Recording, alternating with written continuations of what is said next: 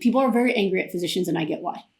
They don't know about nutrition. They're very pessimistic, right? Take these medicines or you'll die. Listen to me or you'll die. I mean, just no positivity, no hope, right? And that doesn't come from a negative place in terms of them wanting to be mean or controlling. It comes from a place of fear.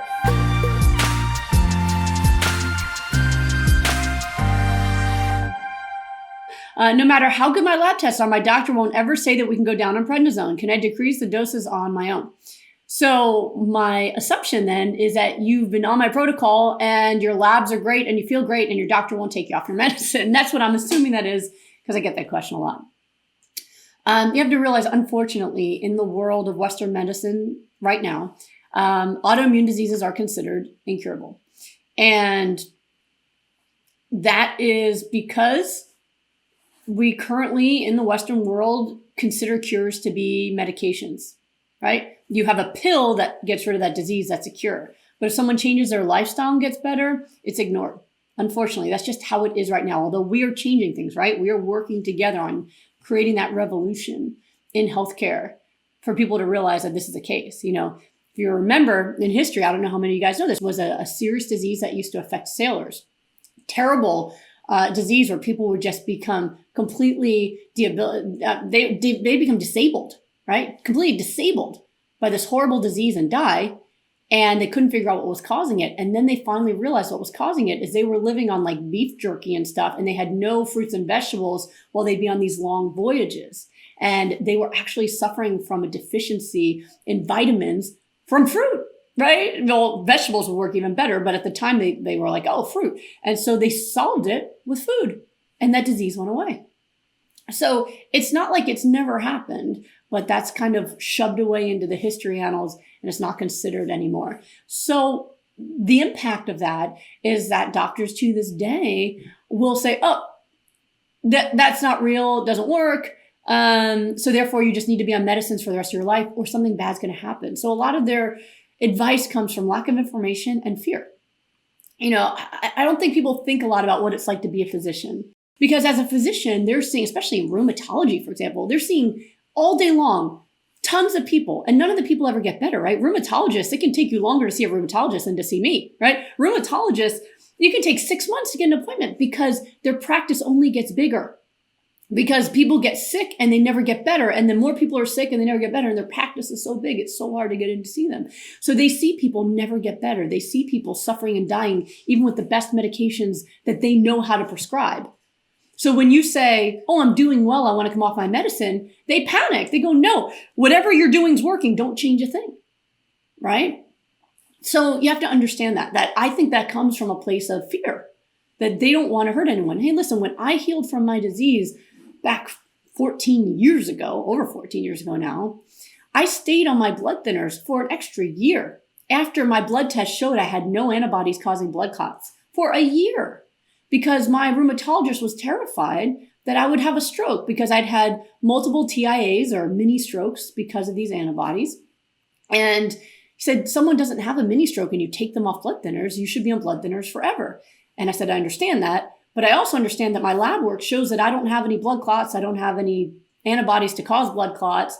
Why am I still on the medicine? And he's the one who admitted to me, you're treating my anxiety. I'm afraid to take you off of them. And I had to say, listen, I understand your fear. Listen, I don't want to die either. Let's try coming off of this. If I see one symptom that indicates I'm having a problem, I will be back in this office because I don't want to die. And he reluctantly agreed. And it's been, all these years and I have no problems, no clots, still sitting here, right? But it's a scary thing for them as well. So understand that. And then you need to take the upper hand though. Realize your doctor does work for you. Whatever they might act like. You're hiring them, right? You're paying the bill. You're hiring them. So I don't think it's a good idea to taper off your medicines on your own. These are very strong medications, especially things like steroids. Very strong, powerful medications. Steroids suppress your body's ability to make its own cortisol.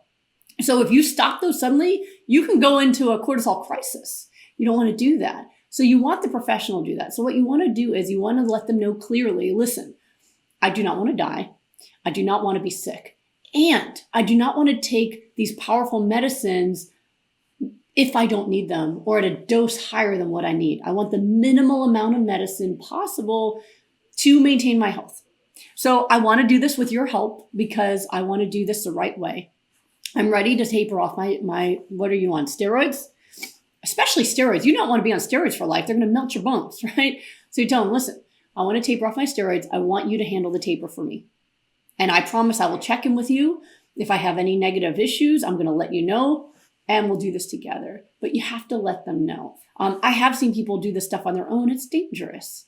Do it with your doctor. And if your doctor refuses to help you with a taper, you thank them kindly and you get a referral to somebody else. If you guys just saw my classes, you saw Rachel, who reversed her lupus and Sjogren's while doing 4 weeks of rapid recovery with me while pregnant, right? In her last month of pregnancy, we reversed both diseases. She is now she had a healthy rest of her pregnancy. She had a healthy childbirth. Her kid is like a Hulk. He is intelligent and strong and just dynamo, so healthy. She is still completely disease-free, running 5Ks, doing her thing, right? And her lab markers reversed. She had 0 symptoms, and her doctor refused to taper her meds, even though she did exactly what I told her and, asked the right way, wasn't interested. Told her that her meds suddenly kicked in. After 4 years of not working, they suddenly kicked in when she coincidentally did my nutrition protocol.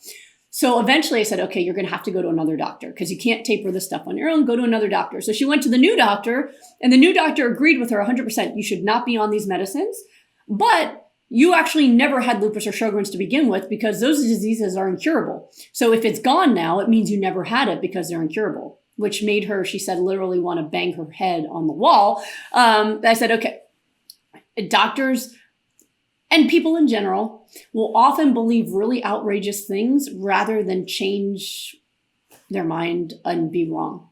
That's just human nature. Any of you guys human? Then maybe you've had that experience of not wanting to change your mind about stuff. That's fine. But at least that doctor was willing to taper her off her meds, even though she didn't believe. She thought 4 years of lab tests were just mistakes, whatever. But she was able to get off her meds that way. So it's a long-winded answer, but I'm giving you a lot of answer because it is a big question that comes up. People do ask me, someone just recently, I forget if it was an Instagram comment or an email at this point. I spend a lot of my day just answering messages, which is why I prefer to do it like this face-to-face with you guys. But what her message was that she's not fully on plan yet. She's vegetarian, so that means she's still having some dairy or eggs. But her doctor is not really, doesn't want to taper her off her steroids because when she's tried to taper off steroids, she has some symptoms. And her doctor said that those symptoms show she's not ready, but she thinks the symptoms might be steroids withdrawal. And my answer was, yes, steroid withdrawal is real, but if you're not on the protocol, why are you getting off your meds? You don't want to be off meds and not on the protocol because then you're just getting sicker. You have to choose, right? So if you're going to go all out on the nutrition and get rid of your illness, then yes, you should be having that discussion with your doctor. But being off meds and not on the protocol, then that's just dangerous, right? You want to make sure you're doing whatever it takes to be healthy.